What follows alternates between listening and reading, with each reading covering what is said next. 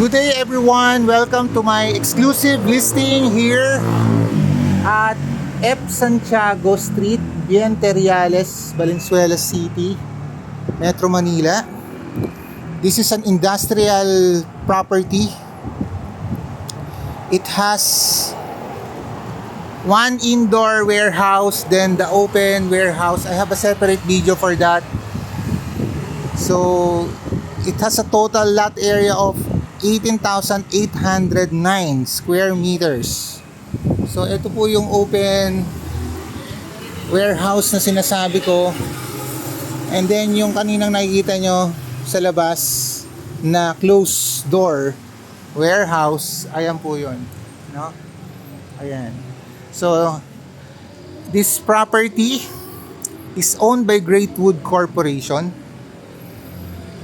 Ito po ang location niya, 356. So it's inside industrial area of Valenzuela. Kaya tested po ito na passable sa mga malalaking truck. Okay. So ayan. Okay. So pasok po tayo. Kuya guard, pakibukas. Okay. So eto po, merong office dito sa kanan. Okay. Merong residential house dito katabi ng office. Then eto yung sinasabi kong indoor or closed warehouse. May hazardous waste storage area. And I'm not sure if this is a barracks or another storage. So ang binibenta na lang po dito is the lot, 45,000 per square. So pwede nyo pong gamitin pa rin, of course, lahat ng nandito ngayon, pero we don't give value anymore sa property. Gumawa po ako ng separate video for the office saka for dito sa warehouse na to. And sa house, meron kasi nakatira, so may mga personal things po dyan. But since we only sell the lot, so kahit hindi nyo na po siya tingnan, bonus na lang po yan. So dito lang sa labas, ang nakikita kong puno dito is the rubber tree, talisay. May palm ako nakikita doon. Then eto, santol to. Santol yan. This one, di ko ma-identify kung ano. Pero ito, may bunga na kasi, so kayumito siya. Okay. And then another star apple tree katabi niya. Then makikita nyo po, meron tank no? May water tank para yan sa buong property. And then meron siyang good news, meron siyang mangga na kinalabaw. Magkatabi po siya na manggang fruit bearing na. Ito po ang ebidensya, may mga bumagsak dito. So I think it's parang piko, no? Good news pa rin kahit piko siya. So mas matamis, kahit hilaw masarap kainin. And then merong malunggay. Meron ako nakita rito na kamoting kahoy, may bayabas, and then may atis. Dito, ito yung ano, pinaka side ng property, easement niya. Then si kuya nagtanim ng pineapple, banana.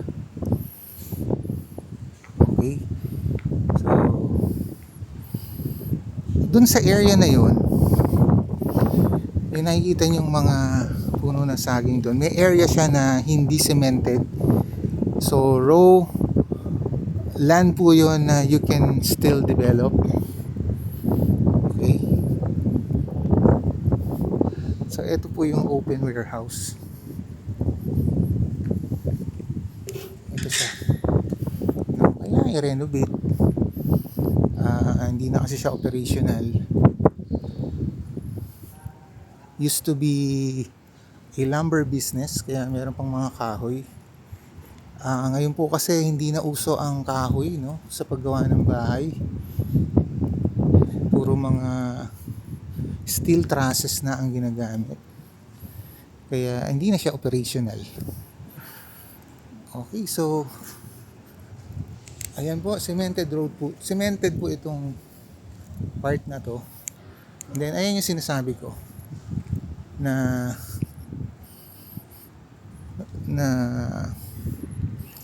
Roland, itong area na yan.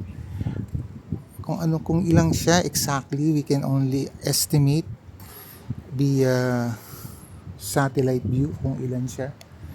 Basta etong part na to sa satellite, itong open na to 5,000, and then yun namang closed warehouse, it's 2,000. Okay, so ayan po ang area. Okay, puntahan po natin. Again, meron po akong separate video for the office and for the enclosed warehouse. So if you're interested, please let me know. Madali kausap ang owner. Reason for selling, it's not operational, so might as well benta na lang yung property. Okay, so daling ko lang kayo uli dito para no more edit na.